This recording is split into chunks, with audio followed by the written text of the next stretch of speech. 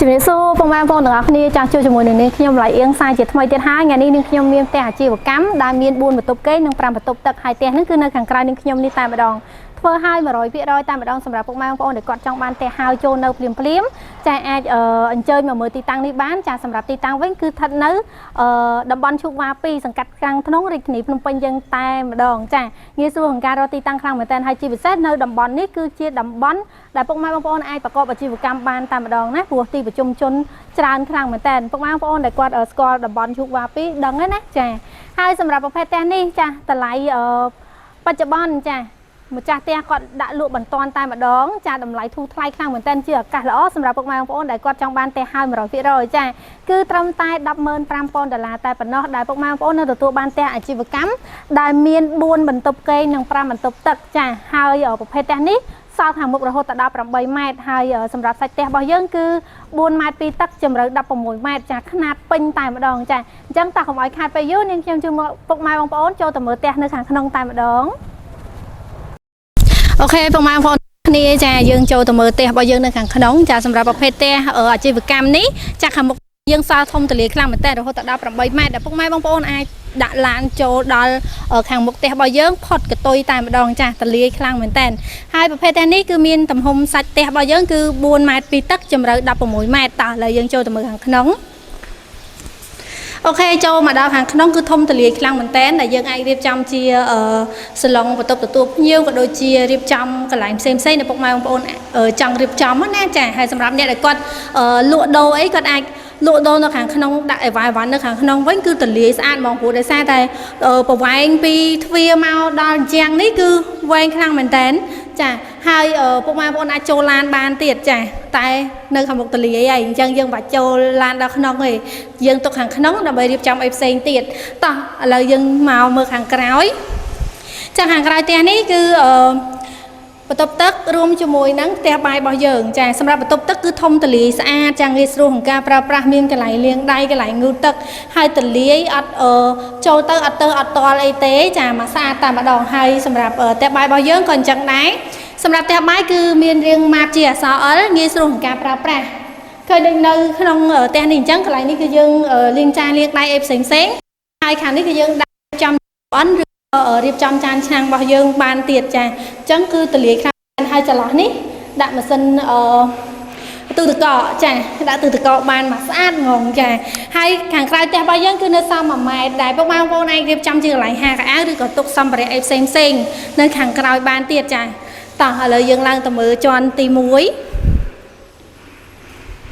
អូខេបងប្អូនទាំងអស់គ្នាយើងឡើងមកដល់ជាន់ទី1គឺយើងមានបន្ទប់កេង2ទល់មុខគ្នាតែម្ដងចាហើយសម្រាប់បន្ទប់ដែលនាងខ្ញុំចូលទៅមុននេះ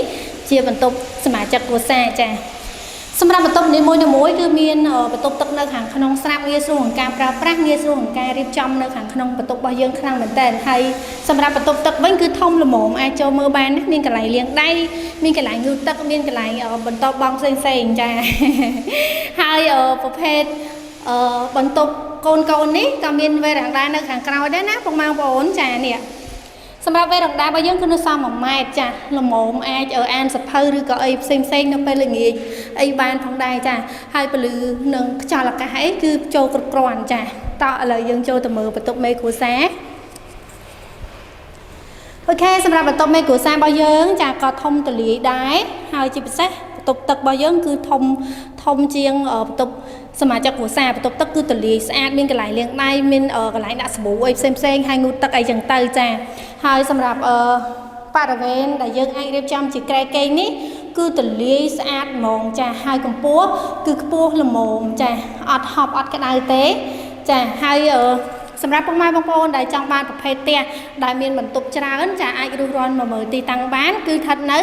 ចាតំបន់ឈូកវ៉ា2ហើយសម្រាប់ជាន់នេះជាជាន់ទី1ហើយសម្រាប់ជាន់ទី2ក៏ដូចគ្នាដែរចាសម្រាប់ជាន់ទី2មានបន្ទប់2ទល់មុខគ្នាហើយបន្ទប់នីមួយគឺមានបន្ទប់ទឹកនៅខាងក្នុងស្រាប់និយាយទៅគឺដូចគ្នាតែម្ដងចាអញ្ចឹងខ្ញុំនាំពុកម៉ែបងប្អូនឡើងទៅមើលជាន់ខាងលើទាំងអស់តែម្ដងចាតោះអូខេពុកម៉ែបងប្អូនទាំងអស់គ្នាចាដោយសារតែជាន់ទី1និងជាន់ទី2គឺមានបន្ទប់2ទល់មុខគ្នាដូចគ្នាអញ្ចឹងនេះខ្ញុំឡើងមកដល់ជាន់ដំបូលតែម្ដងចាដោយសារតែផ្ទះនេះគឺយើងមានប្លង់សេ3សន្លឹកពេញចាហើយខាងលើគឺយើងអាចរៀបចំជាកន្លែងអាំងសាច់ក៏ដូចជាហាងកៅអៅអី បានផងដែរចាសម្រាប់អ្នកដែលគាត់ចង់ផាធីអីអត់ប៉ះពាល់ដល់អ្នកចិត្តខាងរបស់យើងនៅខាងក្រោមចាអាចមកផាធីនៅខាងលើដំបូលផ្ទះរបស់យើងបានផងដែរចាគឺទលាយស្អាតខ្លាំងមែនតើមិនមែនតែទលាយនៅខាងមុខទេណានៅខាងក្រោយក៏មានដែរចាតោះយើងខ្ញុំជូនទៅមើលខាងក្រោយចាសម្រាប់ខាងក្រោយគឺម៉ាត់ល្មមតែម្ដងចាពុកម៉ែបងប្អូនដែលគាត់ចង់បោះតង់អីគាត់អត់បានទៅបោះតង់នៅតាមបណ្ដាខេត្តអាចបោះតង់នៅលើដំបូលផ្ទះយើងបានចាឆ្លងឆ្នាំអីទៅបេះហ្មងចាអញ្ចឹងសម្រាប់ពុកម៉ែបងប្អូនដែលស្រឡាញ់ជាប្រភេទផ្ទះនេះចាឬរាន់មកមើលទីតាំងទាំងអស់គ្នាតោះឥឡូវយើងចុះទៅខាងក្រោមដើម្បីទទួលបានព័ត៌មានលម្អិតផ្សេងអូខេពុកម៉ែបងប្អូនទាំងអស់គ្នាចាយ៉ាងម៉េចហើយបន្ទាប់ពីពុកម៉ែបងប្អូនបានមើលពីទស្សនវិជ្ជាខាងក្នុងផ្ទះរបស់យើងចាពុកម៉ែបងប្អូនចាប់អារម្មណ៍ដែរទេសម្រាប់ពុកម៉ែបងប្អូនដែលគាត់ចង់បានផ្ទះធ្វើហើយចូលនៅតែម្ដងចាអាចឬរាន់មកមើលទីតាំងបាននាងខ្ញុំសូមបញ្ជាក់ម្ដងទៀតគឺស្ថិតនៅចាតំបន់ឈូកវ៉ា2សង្កាត់ក្រាំងធ្នងរាជធានីភ្នំពេញយើងតែម្ដងចាងាយស្រួលក្នុងការរកទីតាំងហើយនិងងាយស្រួលក្នុងការរស់នៅខ្លាំងមែនតើដោយសារតែនៅតំបន់នេះគឺមានសាលារៀនមន្ទីរពេទ្យអីគ្រប់ទាំងអស់ចាហើយរួមជាមួយនឹងពុកម៉ែបងប្អូនតិចហើយយើងអាចប្រកបអាជីវកម្មបានតែម្ដងចាព្រោះដោយសារតែតំបន់នេះគឺតំបន់